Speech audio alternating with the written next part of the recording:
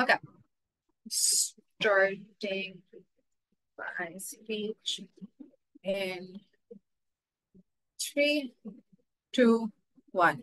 A friend recently said that marriage poisons your love with increased legality. And while that's not the entire crux of our argument today, I think it forms like an important segue into kind of ascertaining today what the concept of marriage that we're arguing against looks like, right? We think the specifically kind of like thing that like marks the shift from like a long-term relationship to like marriage is like the fact that you accrue like external social validation through institutions such as the state, religious institutions, or communal institutions, etc., right? At that point, what tends to happen is that now the union between two people is not simply just like acknowledged and appreciated within like the people themselves, but now has like this really external social validation that often is also highly influenced by the state and other religious institutions, etc., right? At that point, we think then the specific fact is that the institution of marriage itself, aka institutions that uphold it, such as the state, religious institutions, the church, etc., become a direct consequence of the concept of marriage, right? Like you have this entire concept that, oh, hey, in order for like your love to reach like the highest pinnacle of like amazingness, you need to have like the church validated, you need to have like the state validated. And it's only at that point then your love is like truly the best love there is to exist, right? And we think that kind of linkages that you have between like the concept of marriage and like the institution of marriage being a direct consequence of that is important because then they tend to influence one and the other, right? What does this influence and concept look like in the world today? We think that the concept of marriage and status quo today looks like this kind of narrative where people are often told that, hey, you're gonna find someone, you're gonna like forming mutual beneficial mutual relationship based on like love and respect with them, and then eventually decide that, oh, hey, this is the person I want to spend the rest of my life with, and then eventually work to get married, right? And then this also looks like you then at some point perceiving each of your romantic relationships within your life to at some point be a pathway to marriage. And the kind of negative aspect of this is that any relationship that often tends to not lead to marriage is seen as something that was quote unquote a failure and not something to be valued and cherished throughout your life because it did not achieve that end goal of the end goal that is so preferable, which is marriage in itself, right? We think that the counterfactual then in a world where we regret the concept of marriage simply looks like what queer people have historically been doing for decades, right? Before like the entire like institution of marriage was even accessible to them. This looks like them forming like long-term relationships based on like open communication where they actively talk about what they expect and don't expect within the relationship, and they've still been able to have like holistic unions that have lasted the end of times, that have been able to have like fulfilling lives, fulfilling Wait. romantic affairs, etc., not right now, without like the kind of like needing like this external social validation from like institutions such as the state or the church, etc., right? We think that kind of like any positive impact or like any exclusive impact that Prof will try to paint out for you for marriage today can still exist in such a world simply because of the fact that that marriage, it does not have an inherent correlation with the kind of union that people share or the kind of love that is possible within a world without the concept of marriage, right? We think that it tends to become more limitless and more boundless when you aren't vying for like that external social validation by structures of the state, etc., which often also do impose restrictions, right? Which becomes also an important part of like the status quo construction of the concept of marriage. Marriage is not someone like you can't just marry someone based on like the inherent love that you share with them. Marriage inherently as a concept imposes certain restrictions onto the people that it can take place within. This looks like there being like class barriers, this looks like being like ethnic barriers, etc. That is not to say that people don't engage in like interclass marriages, etc., but they are significantly looked down upon and not seen as like the highest standard of marriage, right? So the kind of aim that people often tend to go into relationships with is the aim to find someone that comes from a similar class background, a similar ethnic background, etc., actively limiting themselves from the kind of romantic relationships they can experience, right? Sure, I'll take your point. So are all romantic and committed relationships equal in risk? Equal in risk. We think that, and I'm just into my positive argumentation as well, that all romantic relationships, regardless of how long they last, regardless of what end goal they meet, are inherently valuable to the people within them because of the kind of like experience that they provide them. And I'll elaborate on this in my positive argumentation, right? Okay. Now moving on to like what the kind of like negative impact of the concept of marriage looks like the status quo, right? I already tell you that the kind of narrative that you have around marriage is like, oh, hey, once you choose to marry this person, you need to stay with them till the end of your life because marriage is a divine sacred institution that you cannot and must not break in like worst of circumstances, right? What this looks like is not the fact that like people don't know that divorce is an option that is accessible to them. Sure, they're aware, but it is like the worst possible option that to access in like the worst possible situation, right? This looks like then people within marriages making like an active effort, feeling an active like influenced to stay, regardless of the fact that they might not be happy, they might be in an abusive relationship, or they simply just might not want to be married to this person anymore, right? But because of like the kind of narrative that you have around marriages, they feel like this pressure to stay and are much more likely to sacrifice and compromise based off like the partnership that they wouldn't do otherwise, right? We think this is inherently bad because at some point you have to realize that people change as they grow, right? The kind of expectation for you to be in love with someone that you fell in love with at 25 until like 65 is inherently unrealistic because you're bound to change as a person in like that entire period of time. At that point, then there might come a time where you're just simply not compatible or just not in love with the person anymore, which is a very regular thing that marriage seems to actively villainize. Falling out of love is genuinely not the worst thing to happen, nor is it often kind of like portrayed to be like a villainous act. But oftentimes, because of like the kind of narratives that are accrued within marriages, you have people like act like working against their feelings to kind of keep the marriage going, etc., etc. Because oh my god, they don't want like the social stigma that comes from opting out of that arrangement in the first place, right? But then also, lastly, in terms of like, we think that this inherently like the concept of marriage inherently like decreases the intrinsic value of romantic relationships within status quo, right?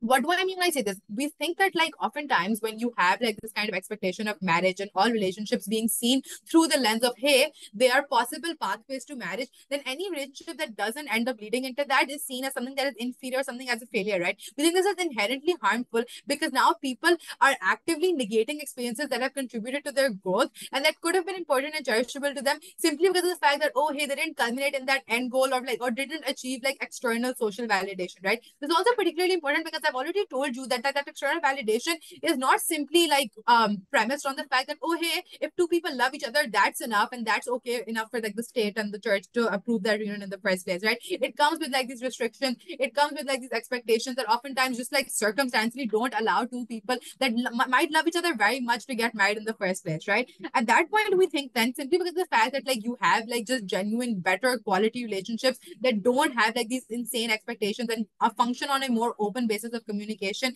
and simply because of the fact that they tend to see the intrinsic value within love and not within the external validation offered by the institutions proud to propose. All right, I think the speaker for their final speech, calling in the leader of opposition to begin their case. Here.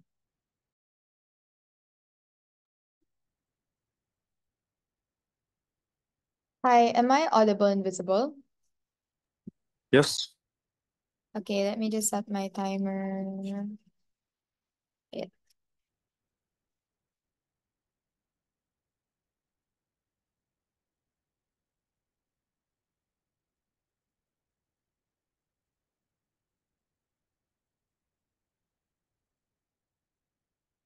Okay. Starting my speech in by the way, via eyes, via voice. Starting in 3, 2, 1, go. Commitment is an obligation. On government, you shackle people to an expectation of obligation because you sacrifice parts of yourself, parts of your life in relationships, but your partner no longer has the responsibility to fulfill your needs legally. The first thing I'm going to flag out in this debate is what the concept of marriage is.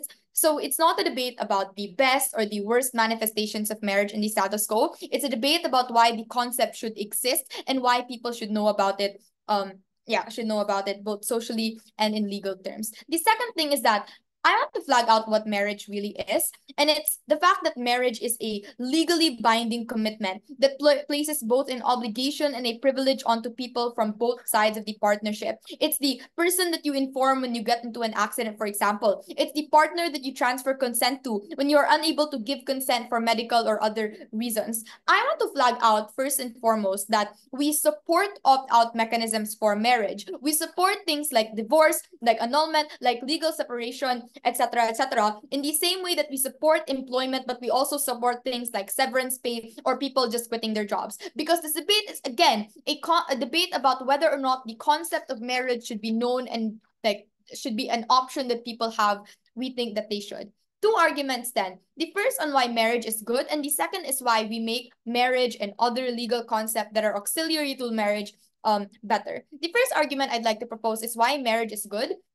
Three layers. Because one, stability, marriage provides stability because it's a legally binding commitment. So again, there are opt-out mechanisms that we support. Things like divorce, if you are really in a bad marriage, if you no longer love your partner, if you're experiencing things like domestic abuse, we support that. But you have to commit to leaving the commitment, right? If you want to leave, you want to make sure that the separation is certain, that it's not abrupt, that there are legal processes in which, in like court, where you can divide your assets equally and fairly. Look at the language that government uses. You can validate relationships internally. This doesn't engage with the fact that people fall out of love. People change their mind. And I want to note that people are very scrutinizing about the concept of marriage, that they don't get into marriage out of, they don't get into marriage just because, right? Because it's a big commitment. You have to spend time and money, and you need to commit yourself to one partner for, in government's world, the rest of your life, apparently. People can stay in committed long-term relationships without getting married, but the people who are pressured to get married are people that probably make very, very big financial and environmental decisions together.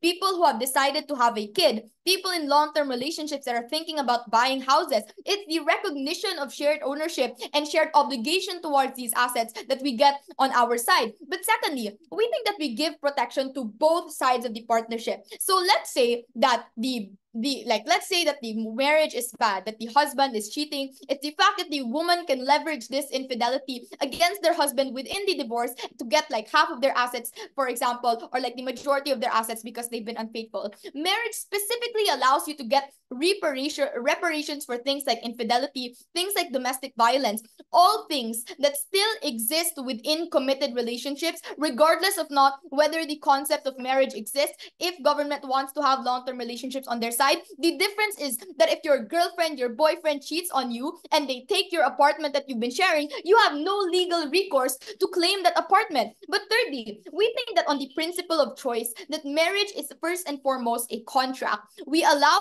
contracts when it's needed to protect certain sides of the agreement. So we have contracts for labor, we have contracts for rent. All of these things can be exploitative in their worst manifestations, but the state still allows it because at its base level, it protects people. So the state is principally obligated to provide you with the ability to opt into marriage. That's why we support it. The second argument I'd like to propose, if there's no POIs, is that it's a prerequisite to other legal concepts. Again, POIs via voice if you have any. And the first is that marriage as a concept, the fact that it exists, not whether or not, like independent of whether or like how many people opt into it or how many people are like forced into it, is that it's a source of discourse and discussion for other things that are auxiliary to relationships. So you solve questions like, what is important in a committed relationship? How do we treat partners? How do we treat kids? How do we treat assets in a shared relationship? Because it's how we got the recognition of shared ownership to begin with. Even if we assume that the concept of marriage is bad, because let's say government says that it was co-opted by pernicious actors, like religions, like the state, for example, it's the fact that the concept of marriage gets better over time, and that's what we have seen in the status quo. The fact that the state wants to encourage marriage because of the fact that like they want people to have kids for the labor force, they want people to work because they want to provide for their family, is why the state is now opting into expanding the definition of marriage to allow things like same-sex couples. It's why they allow divorce, because they want partners to find love in the future. So for other legal protections that also exist that we think are good, things like co-parenting contracts, things like prenuptial agreements, for example, marriage precedes all of these these discussions, and these are all things you lose when you do not have the concept of marriage and the concept of shared ownership. I really encourage government to give me a POI. The second thing I'd like to note is on the counterfactual. So if you still have long-term committed relationships on your side, you still lose a lot of structural protections, both legally and socially. POI, go. In a counterfactual world, if the legal language of shared ownership was changed to just ascertaining to those of in long-term relationships, what impact would come about that is exclusive to marriage in your world? Okay, one, you don't know if there are legal protections for long-term committed relationships on your side because you know what that's called? It's called the contract of marriage. But secondly, even if we assume that there are legal protections for on your world, we don't know what that's going to look like, and we don't know how the discourse is going to evolve on your side. Maybe the discourse evolves to making women be like making women be nothing but child rearers, for example. We think that's highly worse, but we know how the discussion on marriage has evolved in our world. It's to things like evolving protections for same-sex couples. It's to things like evolving the definition of shared ownership so that it no longer exclusively favors people who are married. I want to note that people, like for example, women will still continue to give birth on your side, but there's no obligation or expectation to take care of them postpartum from their partners because they're not in a committed or in a legally binding relationship. Maybe you get protection for children. You don't get any discussion about the responsibility that two people have to each other when they opt into very, very big financial and very personal decisions that are proximate to them and their interests. Marriage may be oppressive to some extent, but at least we make marriage better. We don't know what your world looks like, and that's why it's bad. All right. I think the speaker for the refined speech, calling in the DPM to stand their case here. Just a second.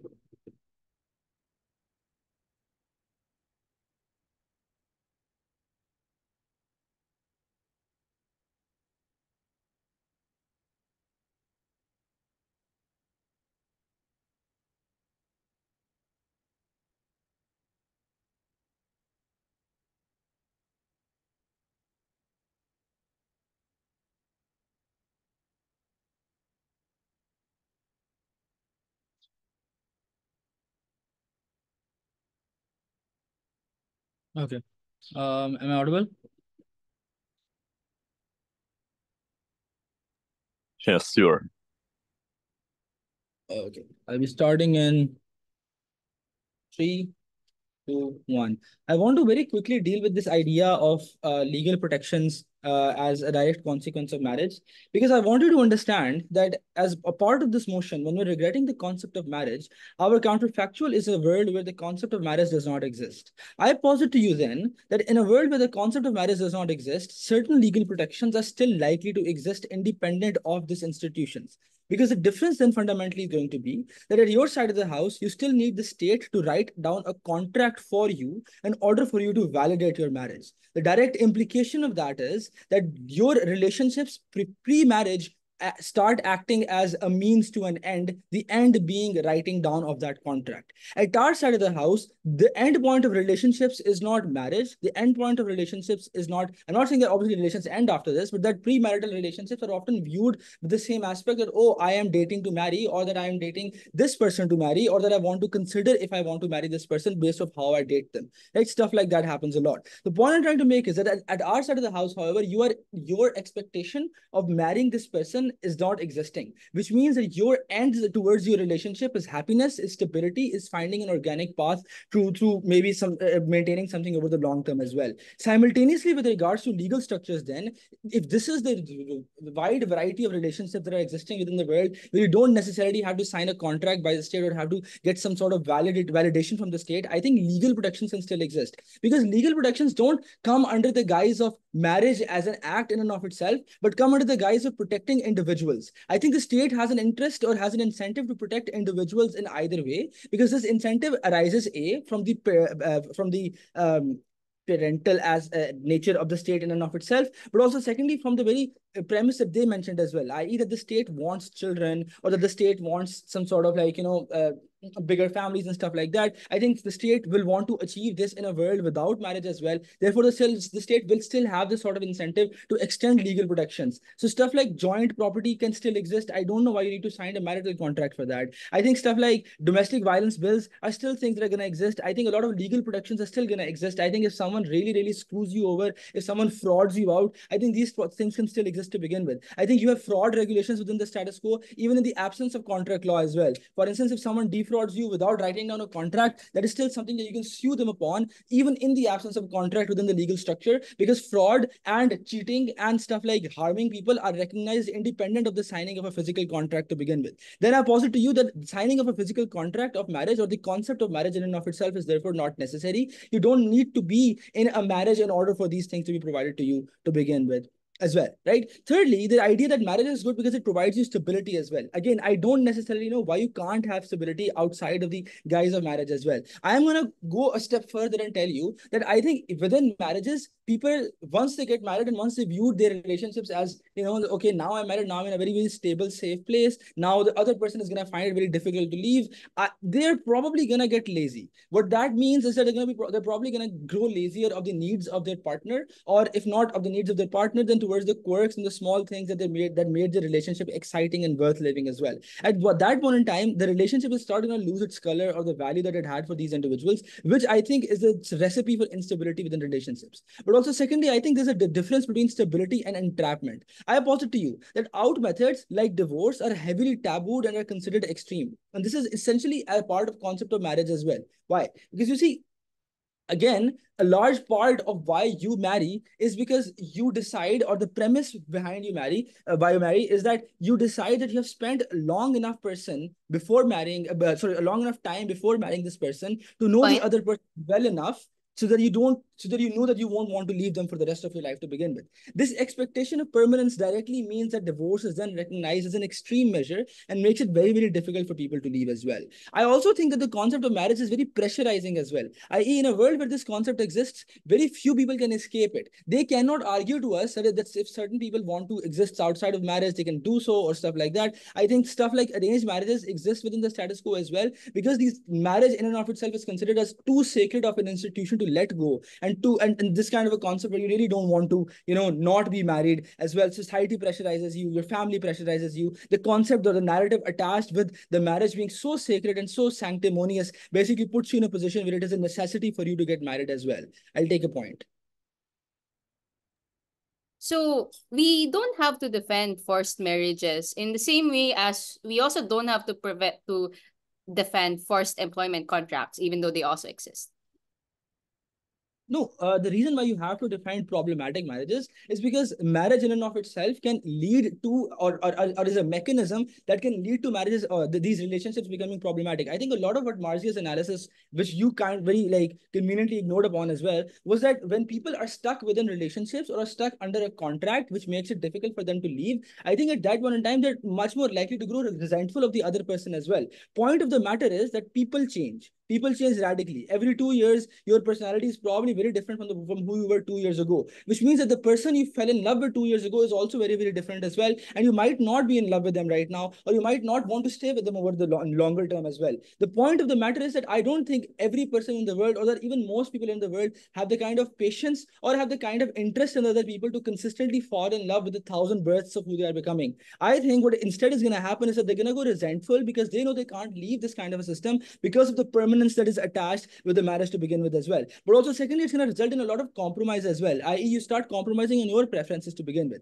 Last thing I want to talk about it as a kind of a positive extension on my side is the idea that since the concept of marriage necessitates its institutionalization, because the concept of marriage is attached to contract is attached to the state, which is either the church or is attached to the institution, which is either the church or the state. I think at that point in time, the concept of marriage necessitates the institutionalization of marriage. I think institutions like the state and the church can then have this sort of an influence over relationships that they would not have otherwise, because now that they can directly levy narratives or propagate narratives within society like patriarchy or like religious patriarchy basically to begin with as well, i.e. employing duties upon women or employing duties or defining roles for relationships which fit their own religious narratives. See, you need the church's validation to be married and for your relationship to be to the point where you need it to be, or to the point where society wants your relationship to be, or your relationship just won't be as valid. At the point in time where you place so much importance over that institution, the likelihood of you wanting to listen to that institution or the impact or the permeability of that institution's narratives over you is also likely to increase over time as well.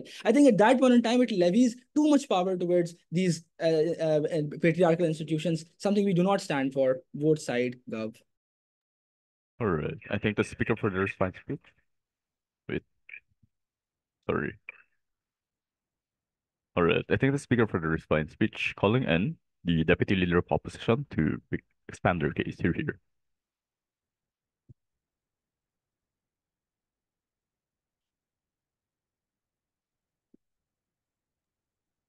Hello. Can I be both audible and visible? Just to double Yep. check. Audible. Okay, so much. Name's Alex. I'll try to take one in between issues. Few eyes through chat, please. Okay. All right. Speech start in 3, 2, 1. Relationships and love give the power to destroy. We think people deserve the option to protect themselves if they choose to do so from this human phenomenon. 2 things I'll do in the speech. The first is I'll explain why at the government's best, the social pressure to make long-term couples exist is actually a good thing. The second thing is I'll talk about protections and extend as to why this would have actually been better to vulnerable people in relationships, particularly women and children. Before that, a few things that I want to clarify at the start of the speech. The first is, what is the status quo? Because it's a regrets motion. In the status quo, there are people that can still choose to stay in long-term relationships. Like government says that there is a lot of social validation. I would explain later why the people who tend to fly into social validation are better off getting married anyway. But I want to point out that people can still opt to not go into marriage and stay in a long-term relationship anyway. The second thing is, on their side of the house, the people who would have been forced into marriages are people on their side who would have been forced into long-term relationships because, as they've explained, it's not just legal, it is socially enforced. And that is why it's probably worse on their side because social forces are often abstract and something that you cannot put into paper and therefore are cost into shifting compared to legal obligation that is clearly there. So sure, there will still be some power dynamics between husband and wife, but on government side of the house, where it is religion that only plays into that, it is far more imbalanced compared to our side of the house, where there are marriage in church, but legal unions, which literally means that there's existence for protections on women. That's why there are a lot of laws against violence over women and children. That's why there's a lot of infidelity laws, for example. And the fact that men can't just not cheat on their wives, but have to provide a certain amount of salary there. The last thing is, I want to note that all of their structural reasons as to why states have an incentive to make sure that long-term relationship contracts will work well and other contracts will work well. Also, work on our side as to why states have the incentive to make sure divorces, legal separation, and annulment is probably provided, and the fact that probably people from both sides are able to get of these services to the full extent. The first thing discussion then is why social pressures for people to get married do exist. The first thing I want to point out is that oftentimes when people opt into long-term relationships, they are blinded by love, they're blinded by attraction and a lot of hormones, which we're not sure if they will last in the long term. The second thing here, and this is where the flip happens, the types of people that want to have social validation will still play into social validation, but this looks different on Gov. Social validation as to what makes an actual relationship, such as you getting a house together, you having kids together, you making large commitments to each other, like moving into the same house, are things that if you're a type of person who wants social validation for your relationship are likely to buy into these things. The problem is that you don't have legal protections for this.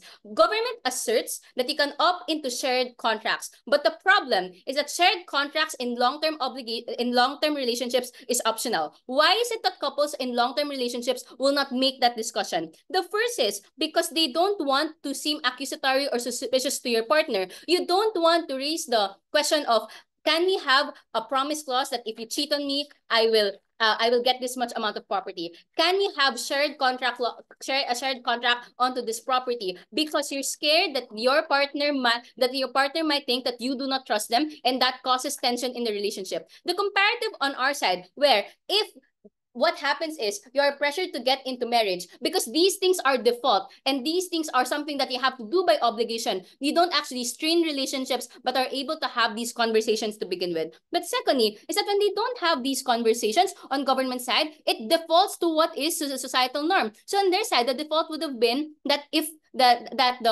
deed of sale would have been under the name of the man, or the fact that the way that the the money will be split is to whoever has the higher salary. These are defaults that happen on government side, whereas on opposition side, these are things that at least become open to discussion to because of things such as prenuptial agreements or marriage agreements. We concede that sometimes power dynamics does exist, but the largest barrier is in society. The largest barrier is yourself and love, and how that tends to blind you to what your partner actually is. The second thing then is on protection and why this is actually better for women and children.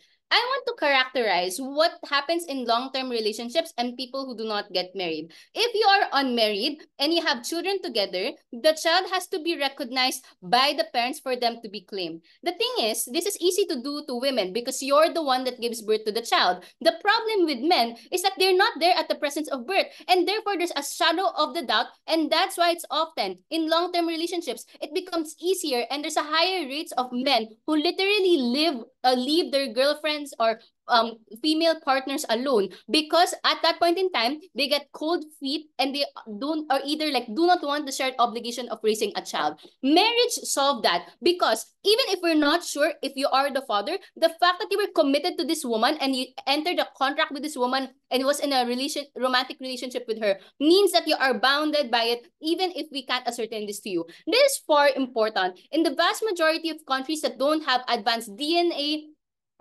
testing or paternal testing, or even if they do, it's often very expensive. That's how women are able to ensure that their well-being and their child's well-being is something that is secured. It is the institution of marriages is able to ensure that. This engages in the worst case of government bench, where it is the same institution of marriage that has told women that they have to stay at home, that has told women that they have to commit to certain men. It is literally women being able to leverage the same things to their husband, even if their husband still has more freedoms. It's the fact that their husbands still have to provide for them and still have to provide for their children because this is how they prove that they were the father of the child to begin with. The last thing is, we think that people encouraging long-term commitments is a good thing. The thing with raising children is oftentimes children just biologically and developmentally fare better when they have more stable households. The thing with people who enter into marriage is because they know that you will be staying with this person for a long period of time means that you're incentivized to make good relationships with them and communicate with them better. It also just means that you're more experienced with how to communicate and live with them.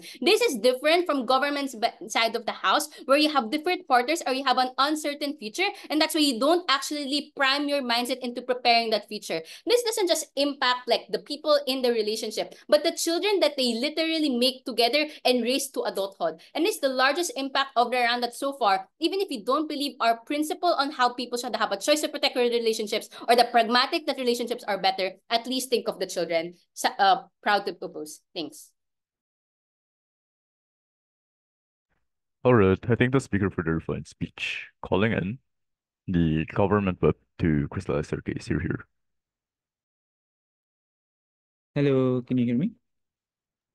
Yeah. Okay. Just set up a timer. POIs in chat, please. I will take them if you just write POI in the chat, hopefully. Starting my speech. Can I start?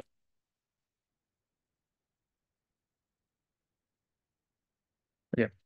Starting my speech in 3, 2, 1. Marriage is an obligation. I'm taking this straight, and these are words spoken straight by the first speaker of side opposition. And I think that really is the problem with the way that they're presenting the case, right? That's to say, when marriage is an obligation, your relationship devolves into lovelessness, your relationship devolves into commitment and entrapment, and you're protected by institutions that no longer let you get out of this relationship without significant legal barriers. That's sort of the crux of the debate that we're sort of talking about in proposition, and it's something that they refuse to contend with on side opposition. But what's something really important that I think side opposition strategically misses when they're proving all of their cases and trying to refute us? I think they have no counter voice or like counterpoint towards the narratives of marriage that we present. And this becomes especially important when we're talking about the way these relationships sort of play out in marriages and the way these relationships sort of play out when you have like this institution forcing these certain narratives upon you, right? But what are these narratives? I think the first narrative there is that when you're getting married to someone, you're getting married to a person with the expectation that you're going to be spending the rest of your life with this person. This is important. I'm going to be talking more about this later because it makes sure that when you get into a point in the relationship where you're not really sure you want to be in this person, whether they're abusive, whether they're toxic, or whether simply you've fallen out of love in this person, you're a lot less likely to act on those emotions and self-actualize and get,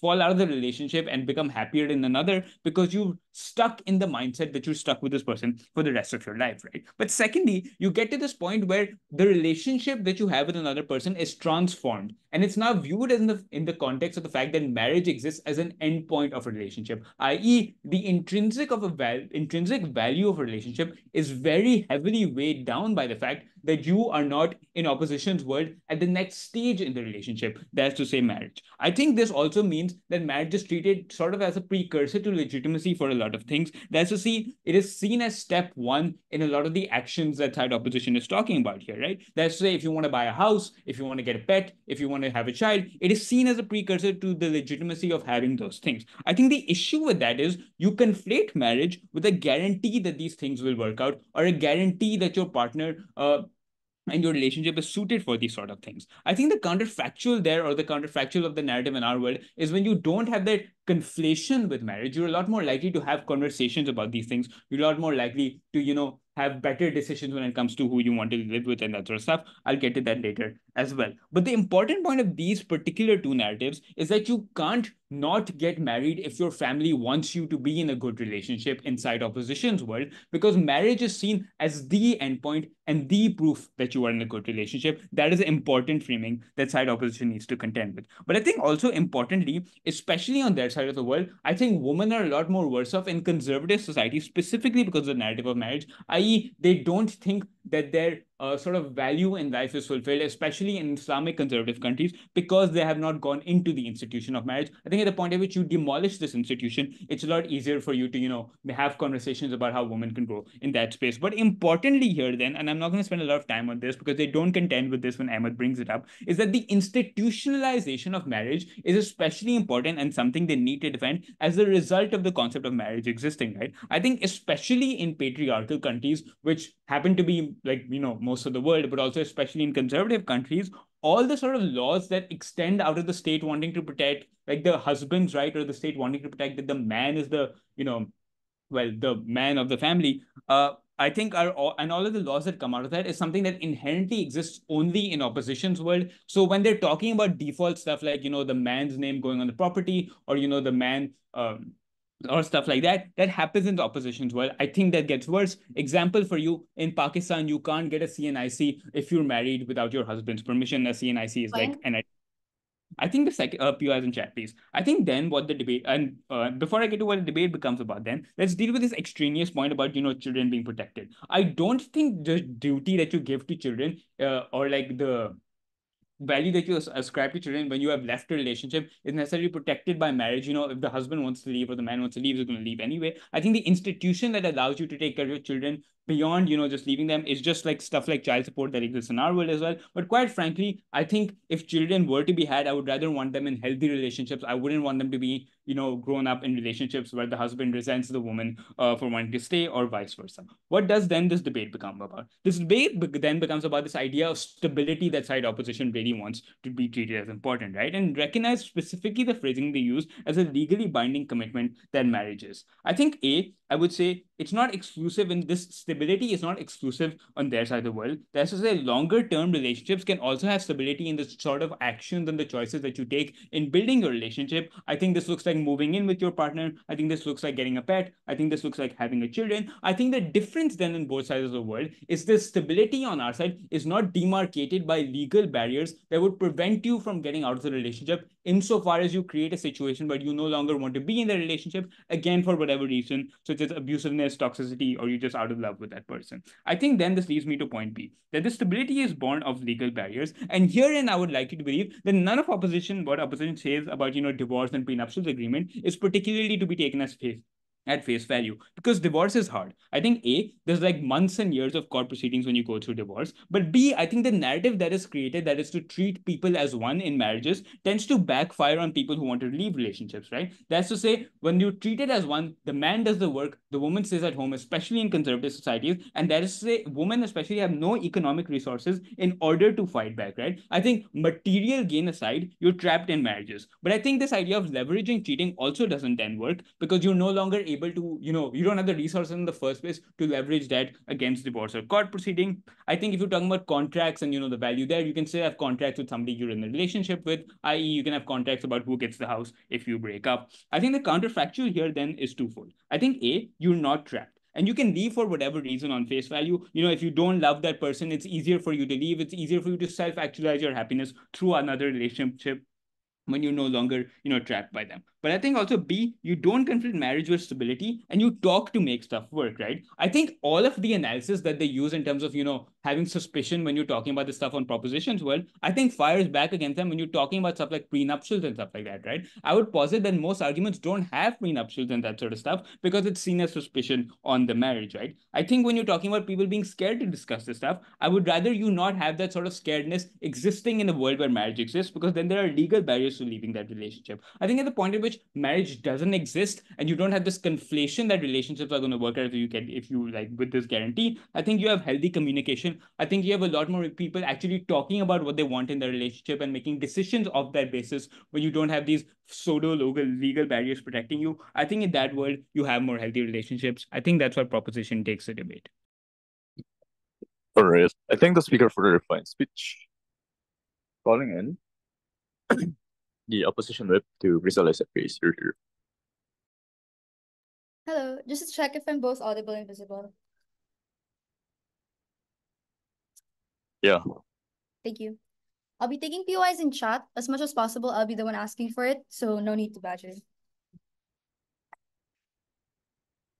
Starting my speech in 3, 2, 1. The reason why government loses this debate is because they fail to understand that this is a regrets motion, that they have to debate within the confines of what has happened and how individuals have seen or how individuals have portrayed the concept of marriage. Because one, the patriarchy will still exist. Structural barriers for women to not opt into the best kinds of relationships would still exist on their side of the house. What changes then is that on our side, there are legal demarcations, there are legal protections that at least encourage and at least recognize two individuals to be equally responsible of each other. You do not get this in a world where the concept of marriage does not exist. Therefore, if they want to fight for women, if they want to fight for individuals not being trapped in relationships, that becomes worse on their side of the house at the point in which only one individual or only the man is recognized in the relationship. They don't necessarily get all of the benefits they want to do. But the second call out I just want to really quickly talk about is on the issue of legal protection, right? Because they try to co-opt this at DPM. They say that, legal protection would still exist. It's just that the recognition of you being married is not going to exist on their side of the house.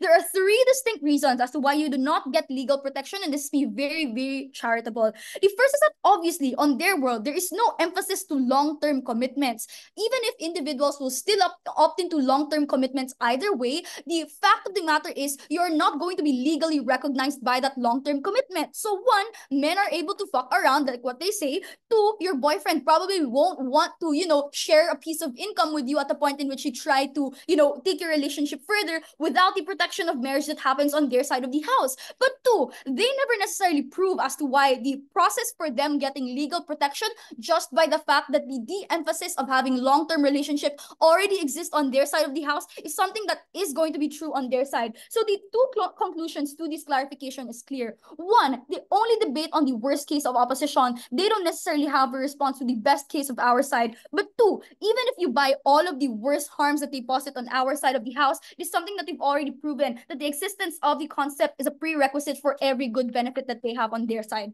First issue, where are relationships better off? The government push was very flimsy. The only thing they say here is that, relationships are better insofar as there's no social pressures for you to muddle in these kinds of relationships. The opposition push was incredibly clear. Since you are legally enforced by the state to be a good husband, and if you don't, if you maltreat your wife, if you maltreat your husband, if you maltreat the individuals you are legally binded to, be obligated to for the rest of your life, this means to say that there are legal consequences at the point in which you don't follow what the law says. How do you ought to weigh this issue? The first is I want to talk about how individuals are going to be treated, right?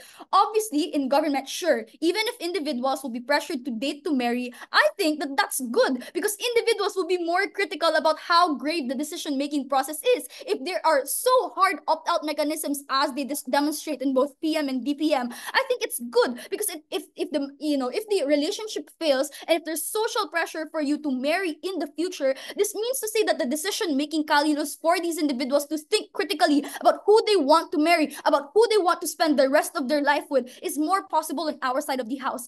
Absent the existence of marriage, the likely counterfactual is more individuals will opt into relationships, giddy and happy, won't necessarily think about how this benefits them in the long term. In the counterfactual, individuals won't find meaning in the relationships they opt into. But even on our very worst case, right, that these relationships will fail, we argue that it's still much better insofar as the standard that you place upon yourself, and they don't engage with this, right? The standard that you place upon yourself, even if social pressures would still exist on our side, is much worse on their side of the house. But the second thing I want to talk about is on legal protection, right? How will individuals be protected on our side of the house? We were quite clear, and this was posited by Chelsea. The existence of the concept of marriage had to happen as a prerequisite for all of the good benefits that they try to argue at GovWhip, right? The two things that we made here are clear. The first is that obviously, since it's more stable, since it's a legal responsibility and an obligation for you to fulfill, this means to say that obviously you will try to be the best husband, you will try to be the best wife. But even if that doesn't happen, the responsibility and the repercussions that you're going to face at the point in which you'll be a bad husband, you'll be a bad wife, it's still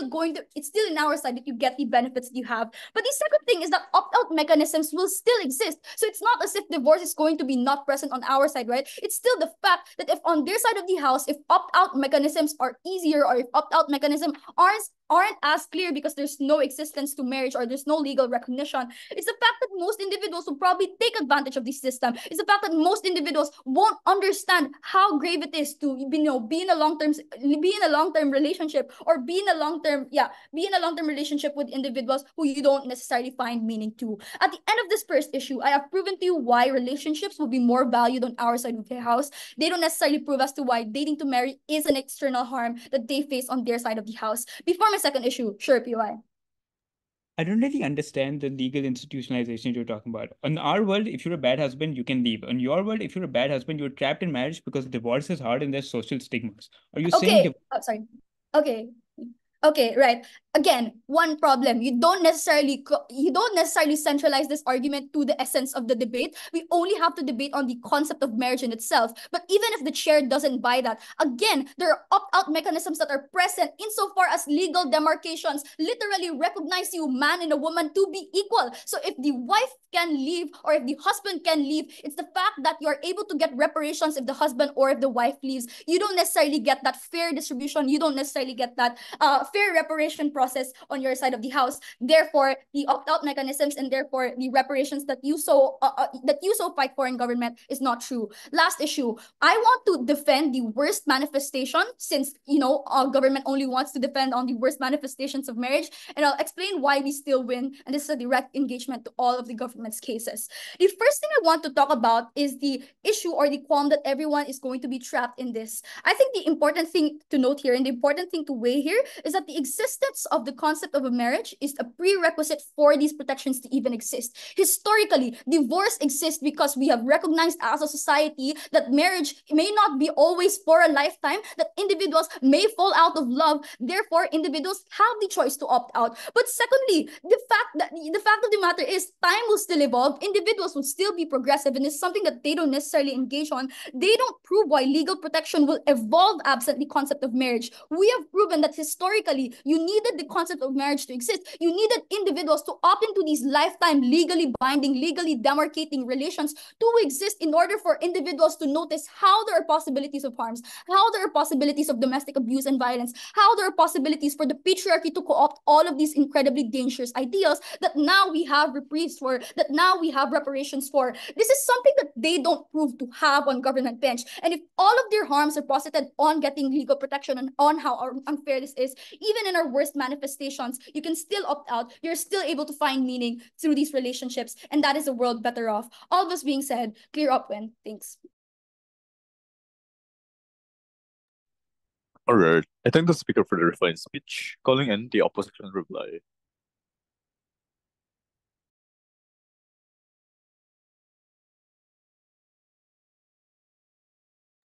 Hi, can I check if I'm both audible and visible?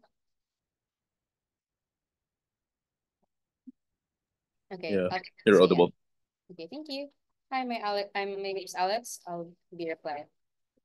Speech start in 3, 2, 1. I want to make a couple of observations in this golf team. The first is, for you to believe their case, you have to believe that marriage only ever existed in 1, the worst contexts, 2, in the most conservative states, and 3, in the most abusive situations where neither of us can genuinely argue because on their side, women are likely to be forced in these relationships. They will just not be able to have the legal protections that come with marriage. There are 2 things I'll do in this speech.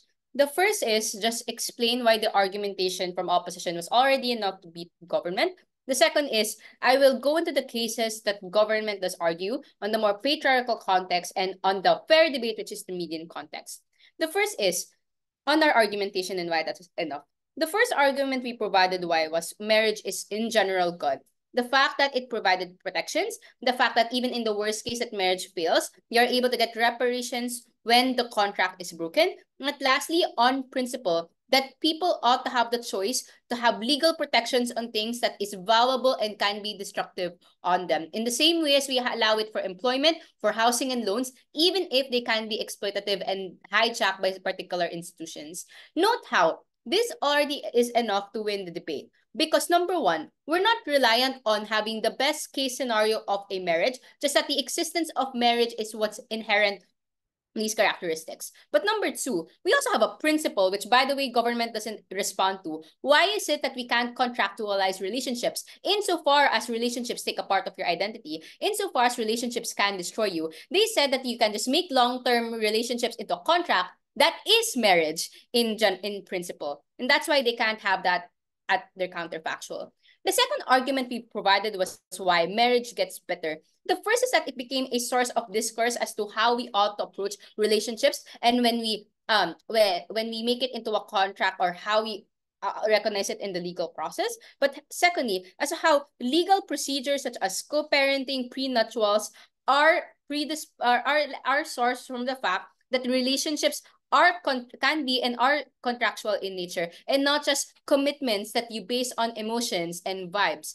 Why this was better in winning the debate was because we were reliant on, even if marriage was something that started out as bad, why it gets better. Whereas government wasn't able to provide sufficient analysis as to why long-term relationships become better. They said that the state has an incentive to contractualize these things. This is in contradiction to what their stance was, which is that we want relationships to be on the basis of emotions, to be on the basis of what you feel in the moment, which we said coming from opposition is terrible, especially when the type of people that opt into long-term relationships are ones that are likely to do things like get a house, get a kid together, get loans together, which are massive risks to both parties involved. The second thing then is I'll go into the context and why specifically women. But so far, all of our argumentation is beating out the government bench. And the first context is if it exists on the most patriarchal, religious, and oppressive context. The first is they said that there are legal barriers. We explained why the legal barriers were good. Because as they've argued to you themselves, it is often men and people in power that have the mobility to leave a relationship and leave their their female partners who don't have a job, who have to take care of their kids behind, especially when they don't have to claim the kid anymore. The second thing is we explained that the patriarchy will still exist and the religion will still exist. The difference is whether or not we want legal principles to be involved, which tends to be more objective, or on their side, where it's only social pressures, which tend to be more abstract and more punitive as a result. The second thing then is on the median case. We explain why people will still buy into social pressures on their side of the house. And their only response is to say that optional contracts exist. We gave you structural reasons as to why people won't opt into to optional contracts. It's the fact that they are literally behind rose-colored glasses. It's the fact that it's not emphasized. But moreover, you don't want to be accused of being suspicious by your partner. And that's why marriage and it being an obligation and it being compulsory was the only way in which protections can happen. And that's why we're very proud to oppose things. Right. I think the speaker for the refined speech, calling in the last speaker for this debate, calling in the government reply. Here. Am I audible? Yep. Okay, I'm just waiting for someone to reset the timer. Okay. I will be beginning in 3, 2, 1. The fundamental problem that I have with opposition's entire case is that they are consistently arguing about the manifestations of the institutionalization of marriage that they say that they don't have to defend, i.e. stuff like divorce, i.e. stuff like leaving. But at the same time, they're claiming all the benefits of this sort of institutionalization as well, which comes through legal structures and stuff like that. Because consistently, they've skirted away from our impacts and they've skirted away from our POIs by telling us that, no, what you are arguing is not something that we are supposed to defend. But, even though what we are saying is coming from the same place that you guys are saying, you guys have to buy our content. I think that's really, really problematic at their side of the house. A few very quick refutations or ideas that I want to cover. Number one, I think the ability to leave is very, very important as well. And this becomes very important because throughout their speeches, especially the last two speeches, opposition argues that government has been arguing worst case contexts only, that my side has been arguing. But the problem is that a vast majority of this debate has been relying on stuff like protections. Now, this protection can look like you being able to leave through divorce or by breaking up with someone without the dependence of divorce, or it can look like protections such as like legal protections or contracts like that as well. I think that is where the vast majority of this debate has lied. I think at that point in time, then, the ability to leave is an exclusively the most important form of protection that you can have within a relationship, right? The reason behind that is that you can have protections, let's say, against cheating. You can have protections against, let's say, domestic violence, but you cannot have protections against falling out of love.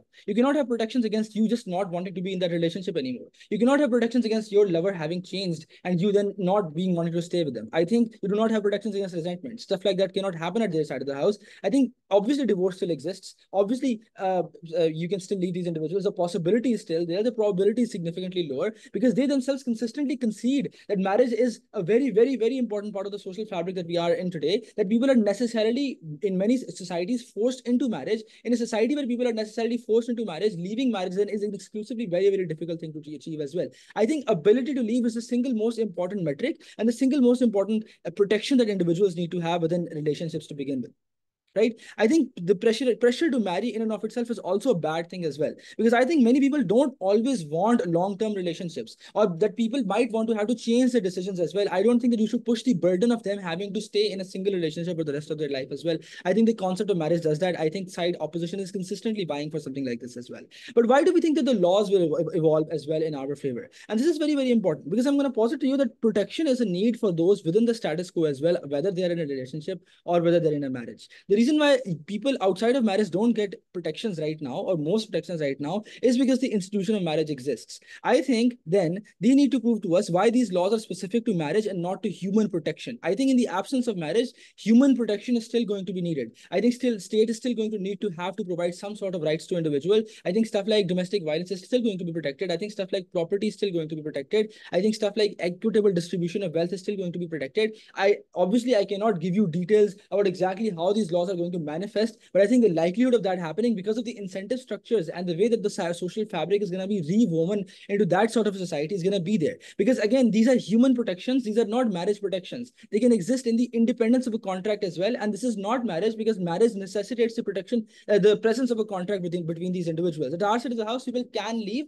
have the ability to leave, and still can, kind of have this sort of a thing as well, where they get these sort of protections too. A couple of very random things that they then said was that, number one, people will fuck around because there is no long-term commitment. I think, first of all, this is a very extreme case that you're arguing that, oh my God, everyone who is going to be in a long-term relationship is eventually going to fuck around without protections. I think that's a very extreme case. I think most people don't really cheat on their partners. I think relationships fall apart simply because people might fall out of love. Secondly, I think gay relationships are an extremely good example of how in places where gay marriage is not necessarily legalized, people are still able to maintain long-term relationships without marriage. They're still able to maintain protection for themselves to begin with as well. But lastly, this idea that if you want social validation, you will still opt into social validation to begin with. I think that is not true. I think people are necessarily forced to opt into social validation related to marriage because of the narrative aspect of marriage to begin with. I.e., people don't want to, but have to achieve this social validation because this is something that they're consistently taught to do throughout their lives. And after the houses really won't exist, both side gov. All right.